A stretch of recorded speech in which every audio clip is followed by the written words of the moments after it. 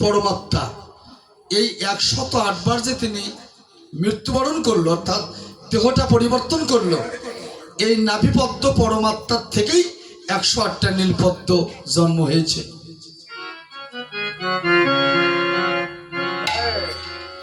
এই জন্য পরমাত্মার থেকে যেহেতু জন্ম হয়েছিল, এই জন্য হচ্ছে তার কালার নীল, নীলবর্ণ।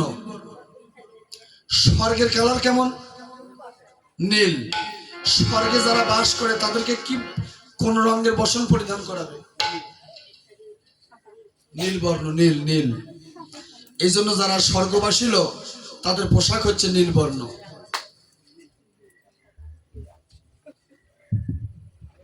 তত্ত্ব আছে, তত্ত্বটা বুঝতে হবে, তত্ত্ব বুঝে মত্ত হতে হবে, তাছাড়া কাজ হবে না। বুঝতে পারলেন? তাহলে এই লাল, নীল, সাদা, এই তিনটেই হচ্ছে সাধনের বস্তু। চৈতন্যে বলল কারুণ্যামৃত, তারুণ্যামৃত, লাবণ্যামৃত ধারা। এই তিনটে চান, এই তিনটে চান যার জীবনে হলো না, সে সারা জীবন অশুদ্ধই কি রয়ে গেল। সারা জীবন পুকুরে চান করলেন, শুদ্ধ আর হলো না, রাত পোয়ালি চান করা লাগে। সাধকেরা 1 বছর পর একদিন চান করে। আমার দাদু যখন বেঁচে ছিল, আমার দাদু তিনি মহাসাধক ছিল, তো 1 বছর পর একদিন চান করছে। কথাটা মুখ রোচক নয়, সত্য কথা। তখন আমার বয়স 16 কি 17। সেই সময় আমার দাদু মারা গেছে। তবে ওনার জন্ম ছিল শুক্রবারে, উনি মৃত্যুবরণ করছে শুক্রবার সকাল 7টার সময়।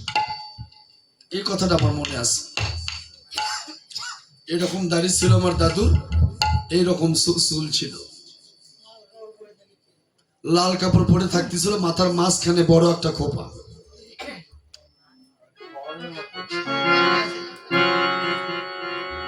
আমার দাদুর হাতে একটা শঙ্খ ছিল, তার 5টা মুখ, যে পঞ্চজন্ম শঙ্খের কথা গীতায় লেখা আছে। ওই শঙ্খটা যেদিন হারাছেন, ওই দিন থেকে ওনার ব্রেনের সমস্যা। তারপরে 3 মাস পর উনি চলে গেল। এই জন্য উনি একজন মহাসাধক ছিল, আমি দেখছি। ওনার কোলে বসে বসে এই কিছু কিছু কথা আমি অর্জন করছি। তখন আমার বয়স 5 বছর 6 বছর বয়স। বড় বড় সাধুরা বাড়িতে আসতো আমার বাড়িতে, তখন আমি ছোট বাচ্চা, 6, 7, 5 বছর বয়স। তখন ওনারা গল্প করছে, আমি বসে বসে শুনছি, সুখদেবের মতো। সুখদেব গোস্বামী যেমন মায়ের কোলে বসে বসে শুনছে, মায়ের গর্ভের ভিতর থেকে শুনছে, মায়ের গর্ভ থেকে শুনছে, তেমনি আমি দাদুর কোলে বসে বসে শুনছি।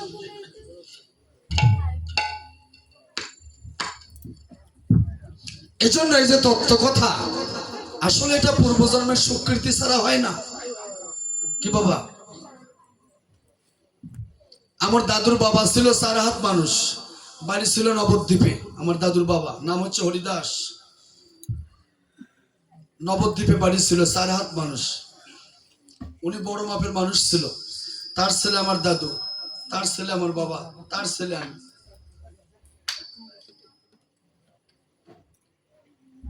এজন্য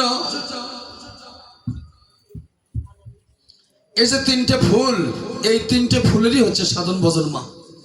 এই 3টে ফুল যারা সাধন করে তারা পবিত্র হয়ে গেল। তাহলে লালন গানের মধ্যে বলল যে দিব্যজ্ঞানী হয় সেই জানতে পায়, সবাই পাবে না। অনেকেই বলতেছে কি এগুলো সহজীয় মত। যারা এই কথাটা বলতেছে তার তো দিব্য জ্ঞান নাই। আছে?